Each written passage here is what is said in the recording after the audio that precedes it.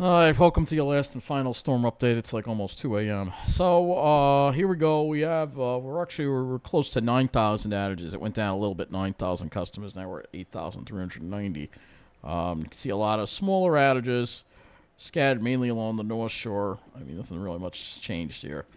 Mostly scattered along the North Shore. Larger outages that are still going on in Brookville. Got some smaller outages that still aren't being fixed in the middle of the island. Hardly any outages here on the South Shore. Not many. A few very widely scattered ones. Suffolk County, not really doing too bad. North Shore, Suffolk is doing a little worse. That's where you see more of the outages. And yes, here's a large outage now in Smithtown. Where else is new? Smithtown, again, always losing power. 763, at least they are working on that one. That's a pretty large outage right there. But we still have a number of outages here in Brentwood that still haven't been fixed yet. We have a few small ones in Bayshore, a few smaller ones in Patchogue, all being worked on except for one. Not many in Central Suffolk. North Shore is again dealing with another large outage here in Bell. I guess that's Miller Place, North Miller Place, or Mount Sinai. There, North Shore again dealing with an outage there. See a large outage in Poquat too as well that they haven't gotten a chance to work on yet. So yeah, North Shore, Suffolk starting and getting hit hard by the power outages. Mainly the North Shore is seeing the worst of it.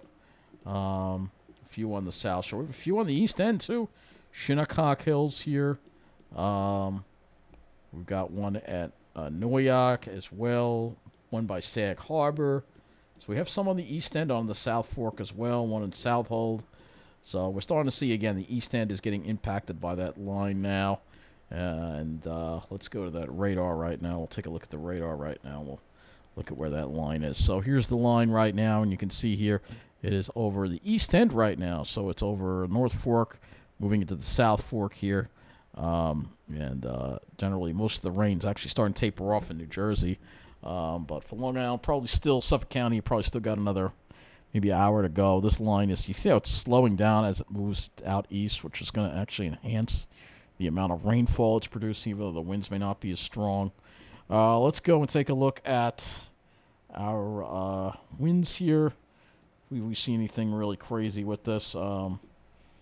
West Hampton did have a peak wind gust to 49 miles an hour since midnight. Let's see, we got East Hampton Town Airport as a wind gust up to 39. Nothing terrible. I think, like I said, I think the line is losing its energy as it moves east. But that still doesn't, discount the amount of rain that's falling from it. 47 mile an hour wind gust in Montauk. Whoa, what was that? That can't be right. New London is reporting a 95 mile an hour wind gust. Is that possible? Is that even possible, or is that just a mistake? Or could that just be a very isolated... Let's look and see where the radar... New London is over here. I'm wondering if something's going on over here in this area where they got a 95 mile an hour wind gust, perhaps.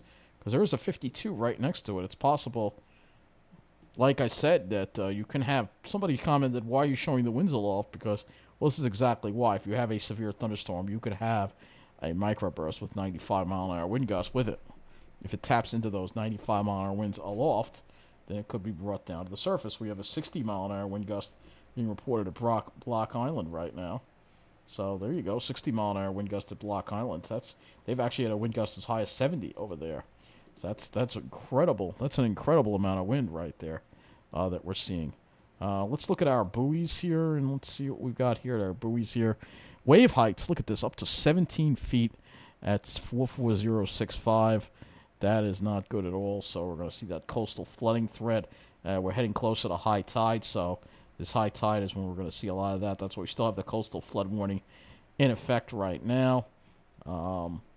Let's go and look at our other radar. Our other radar here.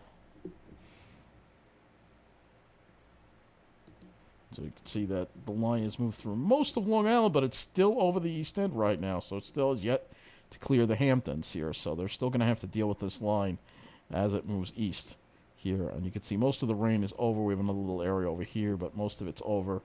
And you can see here just really incredible amounts of rain coming down here in this area right now. I'm sure that they've gotten pounded with a lot of rain. Let's go look at our rainfall totals here, and we'll just see how much precipitation has occurred since we'll just do it since midnight, I guess. Past 3 hours. You can see a lot of these areas in Suffolk have gotten over an inch of rain since midnight. So we add this all in, and we'll go to our storm totals here. We'll do 24 hours. I guess we'll do 24 hours. Why not? You'll see a lot of these areas are, we have a few that are over 3.20 inches right now. 3.20 in Hauppauge.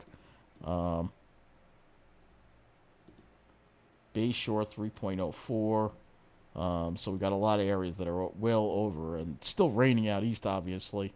So, and this is all, again, storm total 2.15. So, they don't have as many stations here, which is why I like to use. Let's go to Wonder Map here. Let's give us more stations. They don't have enough rainfall stations here. This is all since midnight. So you see, the further east you go, the higher it gets you, over an inch of rain. This is all since midnight, over an inch of rain in a lot of these areas. Again, this is just since midnight. And some of these areas could even be higher than that. 1.29, 1.51. So you got a lot of these areas. Now it's out over the east end. You can see 1.49 over here in Hampton Bays. So you can see where the heavy rain is falling. That's over 2 inches in some of these areas on the North Fork as well. So, yeah, they've gotten a lot of rain. A lot of rain they've gotten in these areas. And there's going to be a lot of flooding in these areas. Yeah, speaking of that, let's go to 5-1 New York now. Let's see what we got going on with that. Man, look at all the red on the map in Jersey there. But we have some closures here as well. Let's see what we got. Flooding on Sagatows Parkway. 2 lanes of 2 lanes blocks. That's a complete closure there. Southbound, north of exit S3. So right over here. Looks like they've got it closed off due to flooding. I see traffic moving, though. So I don't know if that's some kind of error or something, or cameras pointing in the wrong direction. But you got a closure there due to flooding. We've got flooding on the expressway. 3 lanes closed here. A lot of flooding going on. Let's go over here. Got down tree on Northern State Parkway. Let's see, I know it's probably not going to be covering out east that much. So we got it in Nassau County. We've got an incident here too as well. Flooding on the Wanto State Parkway. Right and center lanes closed. So we got a lot of roadway flooding here. Southern State Parkway. Got flooding on the Southern State Parkway. Just 1 lane closed there. Nothing too terrible. We got the tree down in Route 106. 1 lane blocked. Still got that going on. And again, we got all these problems in Jersey. Just all over the place here. Just the whole state is just full of these closed signs here. I mean, just all... It's just a big, big, big mess is what it is there. Let's go look to Jersey now and see going on over there, because they've got a big mess. They got hit harder than we did.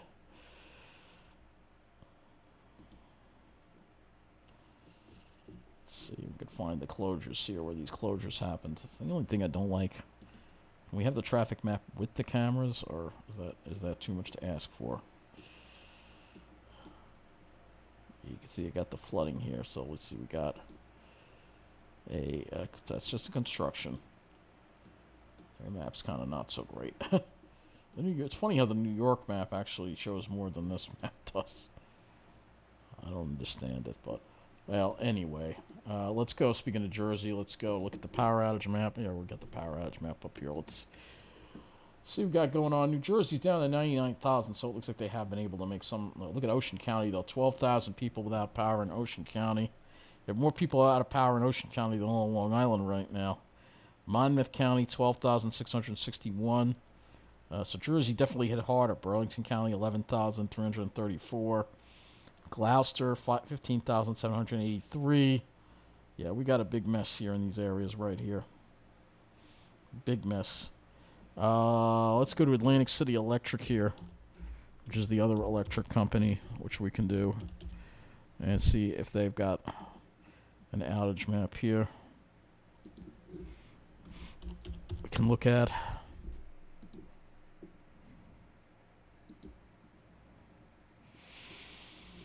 All right. So, yeah, they've got a lot of outages. 31,208 customers without power right now. And a lot of these are hard hit, very hard hit areas here in extreme southern New Jersey. Looks like a lot of smaller outages. Again, due to tree branches falling down on wires, that kind of thing is affecting this whole area here. We can go to summary reports here. Outage by municipality. Atlantic County, 5,640. Cumberland County, 4,072. Gloucester really hit hard there, 13,000. So Gloucester's really one of the hard-hit counties there in the extreme southern New Jersey.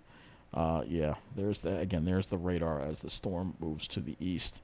Let's go to the railroad. They went down again. They've restored now. They're down to 7,401. So we're doing very lucky here on Long Island. We haven't had the same kind of impacts that New Jersey has had. Let's see what we got. Railroad still got that suspension going on the Oyster Bay line. Let's go to the Weather Services webpage now because we do have.